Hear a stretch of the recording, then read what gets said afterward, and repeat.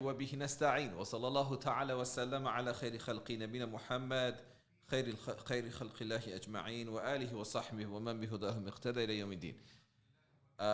Brothers and sisters, ladies and gentlemen, good listeners of Ramadan FM, welcome to what may well be the last and final Friday Iftar show. With me, your host, Shafi, as we look over a few of the themes that Ramadan, as it leaves us behind, leaves us with. Now, today, I'm really conscious that time is against us, which is a fact of life. وَالْعَصْرِ إِنَّ الْإِنسَانَ لَفِي خُسْرٍ. By time, man is in a state of loss. So the reality of time is that we are at loss. It is against us. Since the moment that we came into this world, it's been a depreciating asset. It's been one that has been leaving us all the time. And now we find that the most blessed of gifts of Ramadan, already halfway through the number of the last 10 nights. Today, inshallah ta'ala, if Allah Jalla wa Ala gives us life and accepts it from us, we have completed the 23rd fast of Ramadan. From tonight, the 24th night of Ramadan, which means we have the 25th night, the 27th night, the 29th night. And yet, each of these nights may potentially be greater than 1,000 months. Laylatul Qadri khayrun min alfi shahr. So we've got to make the most out of this. We've already had the 21st. We've already had the 23rd. So there's still 3 options left for finding Laylatul Qadr. And Laylatul Qadr is worthy of being in pursuit of. It's worthy of seeking out. Now, I just wanted to share something to help us really get into the space, the headspace of engaging with how does one think about time. Because Ramadan is a moment in time, but it's not meant to just exist as a seasonal thing, something that we experienced in Ramadan, and then come Shawwal, we're done. And that we leave that behind us, because then we haven't taken very much of Ramadan with us. Have you ever seen a person? Somebody made this point. I think one of the Ustad Abid, who gave the khutbah for us at the city retreat today, he made what I thought was a very profound point. He didn't say it in exactly these words, but this was my take of something that I heard from him, and that is, he said, a poor person, right? Someone who's. Can you imagine a person who's really struggling to feed himself, struggling to put dinner on the table, struggling to make ends meet, struggling to support his family, right? Really, really struggling.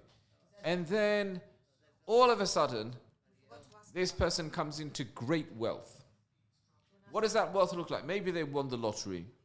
Maybe they were found they suddenly found themselves inheriting a large fortune from a super wealthy relative who died, and they've become the inheritor. Maybe whatever else. Maybe someone just made them a partner in a business that suddenly did exceedingly well. Maybe an investment they made some time ago really shot through the roof. But this person who was struggling, wearing clothing that spoke of their humble means, right? They're not wearing designer labels. They're wearing clothes. Maybe their trousers look frayed. Maybe their coat looks scuffed. They're not very well to do. We've seen that. We've been there. Maybe you can recall a time when you financially were struggling. Maybe you can remember that when you think back. Was there ever a time when you couldn't afford to wear the latest trainers? You couldn't afford to wear designer labels, right? And then suddenly you come into this windfall. Great wealth fallen onto you, into your lap. How do you look after that point? How do you look a week later, a month later, a year later, after you've come into great wealth? Do you still look the same? Can we imagine that? Can you imagine somebody who'd suddenly they went from living on the breadline to making millions, to becoming a millionaire, to joining this very exclusive club of the super wealthy. And they're still wearing the same type trousers and the same shoes and the same coat. No. Now everything is come from somewhere handmade in Italy, and it's a design of this, and it's the highest of levels. So that tells us then that with wealth comes its markers. The Prophet of Allah ﷺ said, "Inna Allah yuhib an yara athara ni'matihi ala abdi." Allah loves to see the evidence, the impact, the signs of His grace upon His servant. If Allah has blessed you, make sure that blessing shows in some way. Allah loves to see the impact of and the signs, the traces of His favors upon His servant. So if He's given you wealth, don't dress like you're a homeless person. Right? You should dress humbly, but still, because Islam doesn't really approve of arrogance. It doesn't. There's a reason. I don't know if people understand this. A lot of people really get you shouldn't have your izar, shalwar, thobe, jubba dragged beneath your ankles. People get that. Oh, that's not. There's an issue with that for men. And if it's time for salah, we want to make sure it's above our ankles. Do we understand the context for this? Why is this a big deal? Is it just that Allah doesn't like men's ankles being hidden away? There's a reason. Everything in anything has a reason. لا ينظر الله إلى من جر إزاره خيلاء. The Prophet of Allah ﷺ said, Allah will not even look towards the one who dragged his clothing out of arrogance and conceit. So really, this was singled out or focused on as an expression of God's hatred for arrogance. Allah despises people who strut around like they're super. Now we took it literally, and that's a very dangerous thing to do, because when you take things literally, then you have a tendency to focus on the detail and miss the main point. So we said, you can't have ankles, anything touching the ankles. But still walk around with as much pride as you like, as long as your ankles are nice and visible. So, okay, we don't have that, but we're still dressing in a way that speaks of what we think about. There's a pomposity.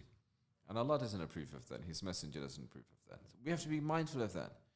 Just because our ankles are not covered, and there is a point and a people in history for whom the ultimate show of their arrogance was to walk around with their clothing,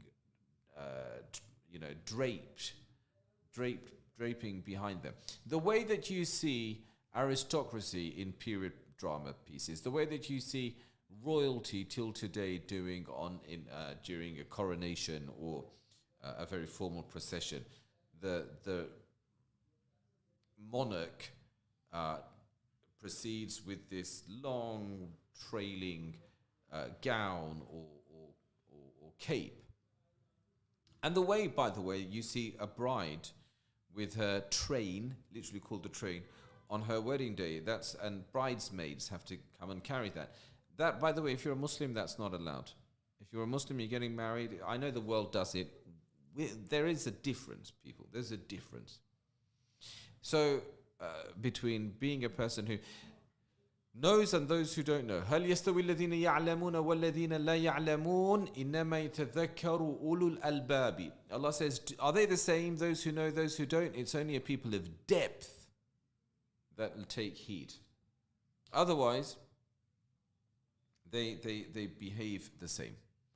The difference between having knowledge and not having knowledge is having depth as opposed to being a superficial person. Superficiality is the killer of depth, killer of knowledge. So, I wanted to share something that relates to this, because Ramadan is not just for, what do they say? A dog is not just for Christmas. And ibadah is not just for Ramadan. Ibadah and having a relation with Allah and caring, all of these things that we've done, not just for the month of Ramadan. So I'm going to share something. This is Imam Ad-Darimi relates in his Sunan on the authority of some of the righteous people of Basra. They say that the people of knowledge amongst them, the fuqaha, عن بعض الفقهاء, this is related from one of the people of fiqh. Fiqh isn't just the knowledge of halal and haram or what breaks your wudu and what are the rulings and that you have to bear in mind when you're doing X, Y, or Z act of worship. True fiqh is having depth of understanding. The Prophet of Allah is related to have said, "Man yuridillahu bihi khayran yufaqihu fi din." When God truly desires or wishes good for a servant of his, he gives him or her depth of comprehension, depth of understanding. Your mindset is deeply based within the deen. It's deeply placed within the deen. So, what did the people of fiqh say? يا صاحب العلم اعمل بعلمك وأعطي فضل مالك واحبس الفضل من قولك إلا بشيء من الحديث ينفعك عند ربك. O person of knowledge, Allah has granted you some knowledge. This is how you need to act now. اعمل بعلمك. Act upon your knowledge. وأعطي فضل مالك. And spend the excess of your wealth. This isn't about zakat, this is about so much more than zakat. The excess. Don't be a hoarder. Don't be a hoarder. When you've got enough to take care of your needs, give the rest away to those who need it more. وَاحْبِسِ الْفَضْلَ مِنْ قَوْلِكَ. The excess of your wealth, give away. The excess of your speech, hold on to. You see this relationship? الفضل من مالك أعطي والفضل من قولك احبس. That which is beyond what you are in need of in relation to your property, pass it on. Give it away. That which is unneeded in your terms of speech, don't pass that on. Hold on to that. واحبس الفضل من قولك إلا بشيء من الحديث ينفعك عند ربك. With the exception of that amount of speech which will be beneficial to you in the presence of your Lord. In other words, hold on to any speech that is not to your credit. If it's not doing you any favors, then it's doing you harm. If it's not in your interest, then it's going against you. So that's the first three things this person of true fiqh says. Imam ad-Darimi's narration. Ya sahib al-ilm, i'mal bi-ilmik. O man of knowledge, woman of knowledge, O person of intellect. God has blessed you to be smart, intelligent. We think, we're not a people of knowledge, the people of knowledge are the ulama. Every child of Adam is a person of knowledge because you're the sons and daughters of the one to whom Allah vouchsafed the knowledge of things. وَعَلَّمَ آدَمَ الْأَسْمَاءَ كُلَّهَا. God taught Adam the names of things. We're children of Adam, which is why we are intuitively, intrinsically, inherently curious. We need to make sense of, we need to work out, we need to understand, we need to get a handle on, we need to grasp. So we're a creature of knowledge. We're a knowledge-driven organism. And ultimately, all knowledge leads to the source of knowledge, which is Allah. All knowledge is a signpost pointing in one direction. Alamat wa bin najmi hum yahtadun. Allah says all of this is signs. All of this is signs. And a sign has one function. A signpost ultimately has one job, and that is to point you in the direction of your destination. All things point towards Allah, point in the direction. What is the ultimate destination? وَعَلَى اللَّهِ قَصْدُ السَّبِيلِ وَمِنْهَا جَائِرٌ.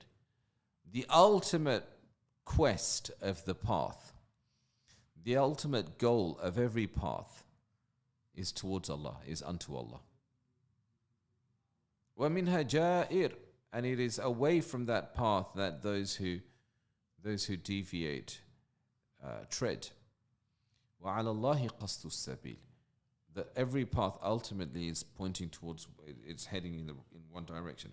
So, O person of knowledge, not necessarily a person of hadith and fiqh and aqeedah, but if you're a person of intellect, then this applies to you. If you're a person who's curious, how can we allow ourselves to be a people who, until we've worked out how to operate our new smartphone correctly, until we've worked out all the functionality of this new app, until we've worked out, we'll watch tutorial videos on YouTube, we'll Google it, we'll ask.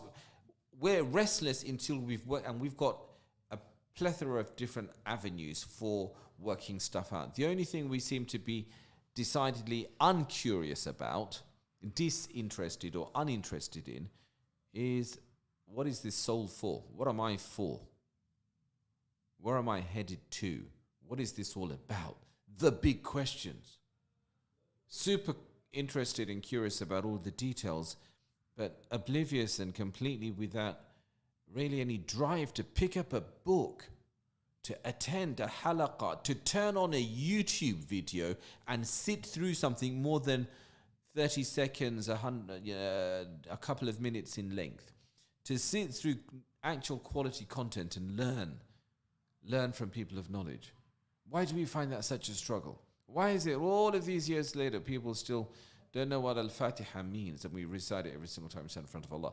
So, this is saying that every one of us is meant to be a person of knowledge.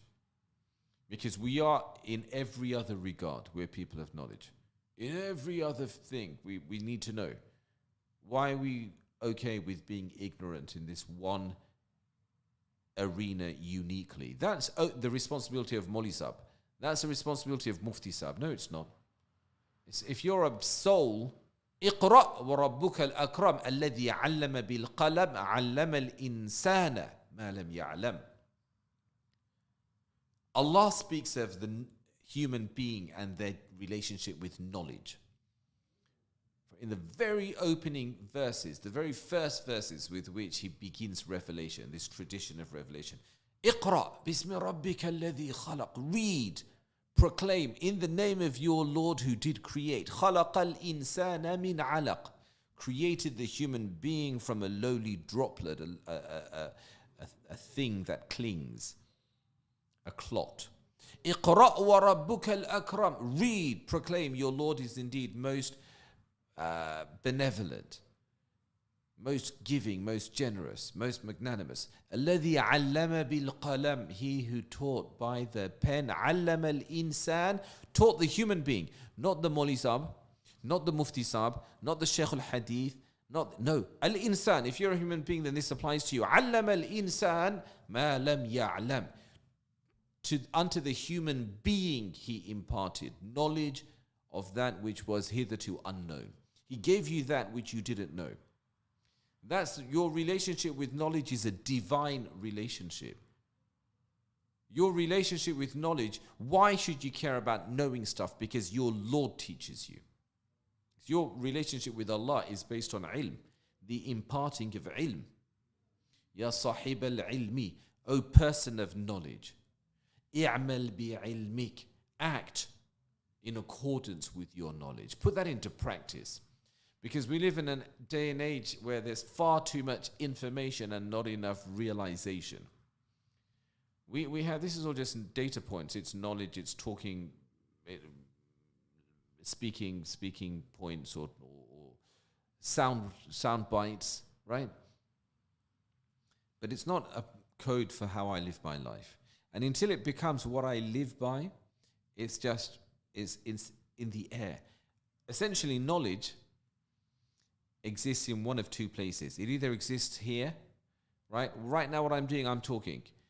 In speaking, I'm creating sound waves. I'm creating vibrations that are traveling through the airwaves, that are bouncing against eardrums and that are being recalibrated and then triggering electric impulses which your brain reads as sound. Right? That's all. So these are waves. It's hawa in the air. It's empty without substance. That's one place that knowledge exists. The other place that knowledge exists is not in words, the written or the spoken, but in action. And that is true knowledge. That is true knowledge. May Allah grant us that. Al-Hasan al-Basri, it's related that he said, Al-ilmu ilman, ilmun fil qalbi, fadhaka al-ilmu nafi'. Knowledge is of two types. Type one, the knowledge that knowledge which lives in the heart. That is true knowledge, truly beneficial knowledge. And then there's وعلم في اللسان وعلى اللسان فحجة الله على ابن آدم فذاك حجة الله على ابن آدم. Then number 2 is the knowledge that rolls off the tongue, that sits on the tongue. It's what we talk about, it's what we impress others with, it's what we quote, it's what we cite, it's the actually, did you know, it's what we share. And that's all, the only place it exists is the tongue. Al-Hasan said, فَذَاكَ حُجَّةُ اللَّهِ عَلَى ابْنِ آدَمَ. That is God's evidence against you. Allah's evidence against the child of Adam. To say you knew this stuff and yet you acted contrary to it. اعمل بعلمك. Act on what you know. وَأَعْتِ فَضْلَ مَالِكَ. And give away what remains after you've taken care of your needs. Give away what is not needed of your wealth. وَاحْبِسِ الْفَضْلَ مِنْ قَوْلِكَ. While you hold on to what is not needed of your words. Give away what is not needed of your property, but hold on to what is not needed of your speech. Your excess wealth, give away. Your excess words, hold on to. No need to pass that on. إِلَّا بِشَيْءٍ مِنَ الْحَدِيثِ يَنْفَعُكَ عِنْدَ رَبِّكَ. With the exception of a small amount of speech which will benefit you in the presence of your Lord. يَا صَاحِبَ الْعِلْمِ إن الذي علمت ثم لم تعمل به قاطع حجتك ومعذرتك عند ربك إذا لقيته. O person of knowledge, indeed knowledge which you knew but did not put into practice ends all opportunity for you to have an argument or an excuse in the presence of your Lord when you meet him. Knowledge, that which you knew but didn't put into practice, it conclusively quashes any chances of arguing your case or pleading your, making your excuses with your Lord when you meet with him. Ya Allah, protect us from this. يا صاحب العلم إن الذي أمرت به من طاعة الله ليشغلك عما نهيت عنه من معصية الله. O person of knowledge, what you are commanded to do in the way of obedience to Allah was designed to preoccupy you from that which you are forbidden from doing in terms of the disobedience of Allah. What does that mean? The obedience that you are commanded with is designed to keep you busy and save you from falling into the disobedience which you have been forbidden from perpetrating. So the best way to keep yourself away from haram is to immerse yourself in your religious obligations. Immerse yourself in good. That becomes your best safety net, your best guardian against evil. Get yourself busy with good, because the idle mind is the devil's workshop. And the devil makes work for idle hands. These are things we grew up hearing from our Christian teachers going to Church of England schools, right? The idea. And then we find exactly the same thing in our own tradition, because the Prophet of Allah sallallahu alaihi wasallam, when a man ran to him and said, Ya Rasulullah, asabtu min imra'atin qubla, O Messenger of Allah, I've committed a sin. The Prophet told him straight away, أقم الصلاة طرفي النهار وزلفا من الليل إن الحسنات يذهبن السيئات. Get busy with good. Establish your prayer at the two ends of the day and find time during the late hours of the night to stand before your Lord. This man's come complaining of his sin. Why are we talking about prayers and doing good? إِنَّ الْحَسَنَاتِ يُذْهِبْنَ السَّيِّئَاتِ. Because there's no other way of getting rid of the bad except by focusing on the good.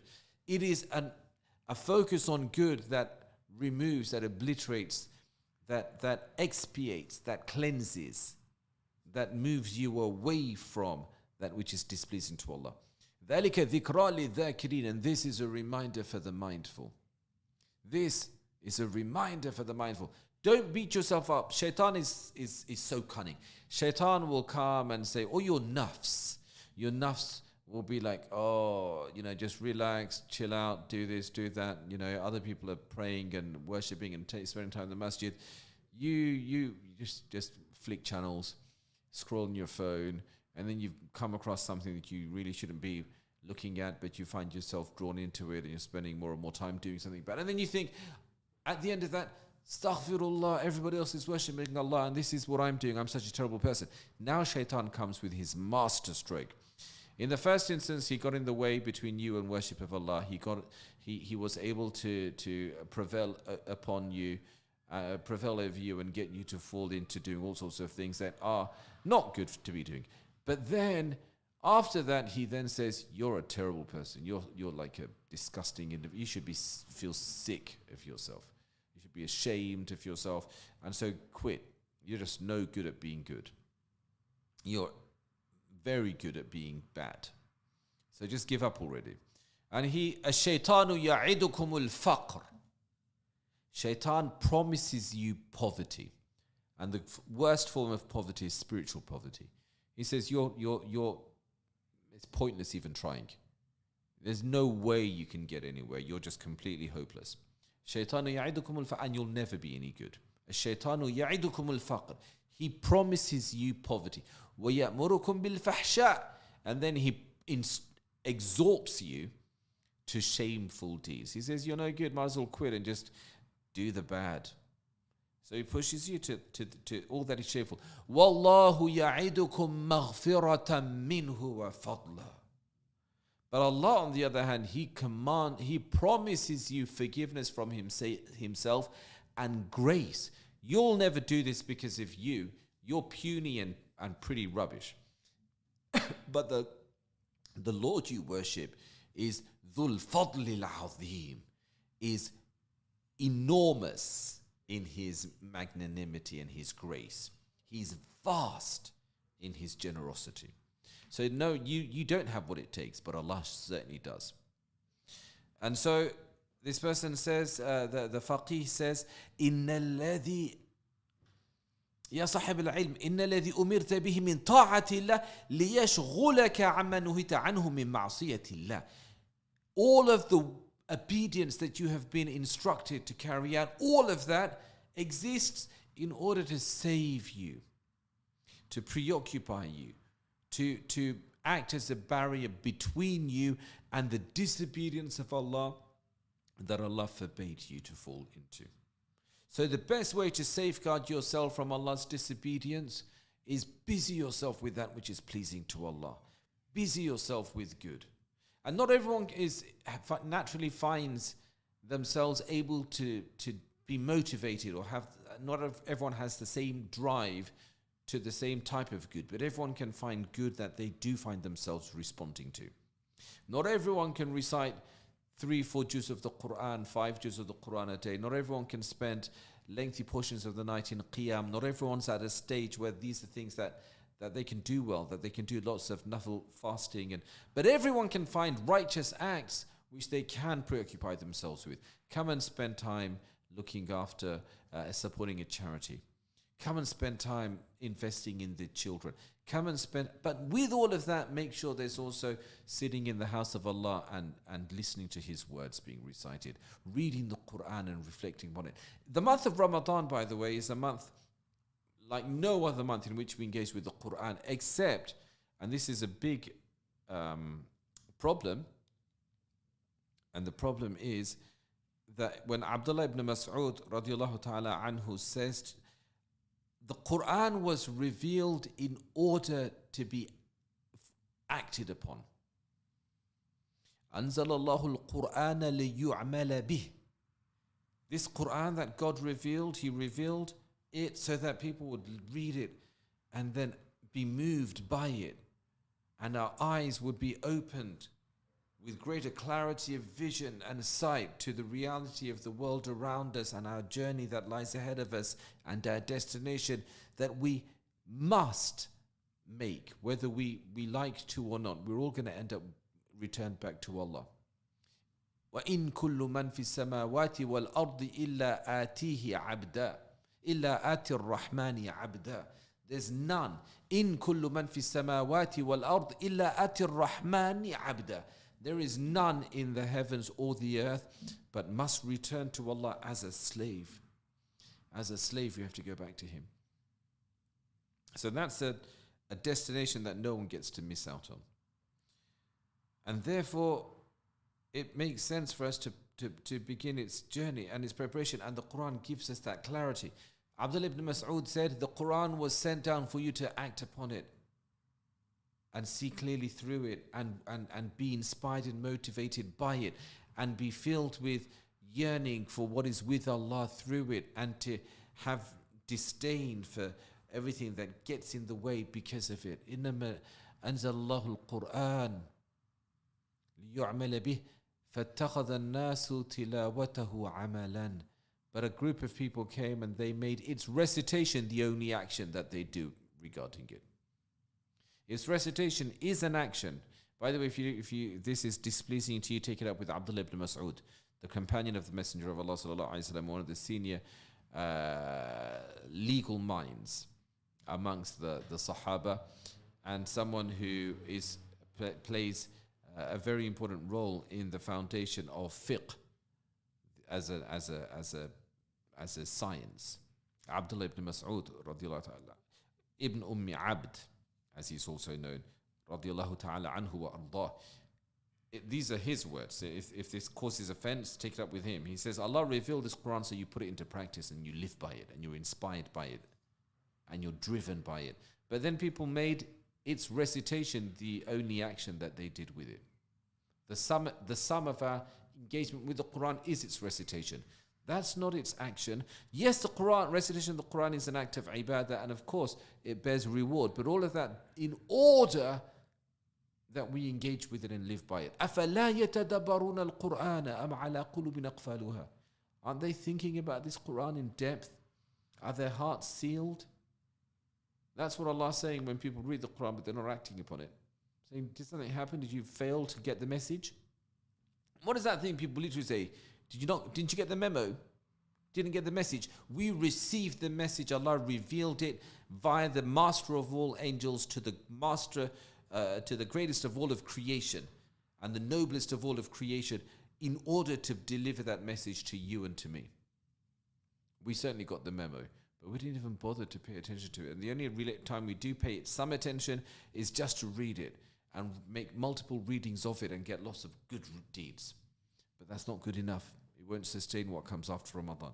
So for that, servants of Allah, brothers and sisters, to really end Ramadan with beauty, let's turn to Allah and do so. He created us mind, body and soul. Let us turn to Him, mind, body and soul. Not just body, the physical, right? Not just soul, the spiritual, but with our mind, our intellects as well. And then, and only then, will we experience the full goodness of what Allah has blessed us with. وصلى الله تعالى وسلم على خير خلق الله محمد. السلام عليكم ورحمة الله. الله أكبر الله أكبر الله أكبر الله أكبر أشهد أن لا إله إلا الله أشهد أن لا إله إلا الله أشهد أن محمد رسول الله أشهد أن محمد رسول الله حي على الصلاة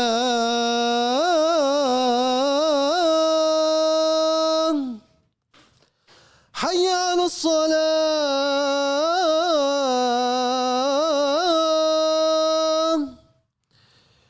حي على الفلاح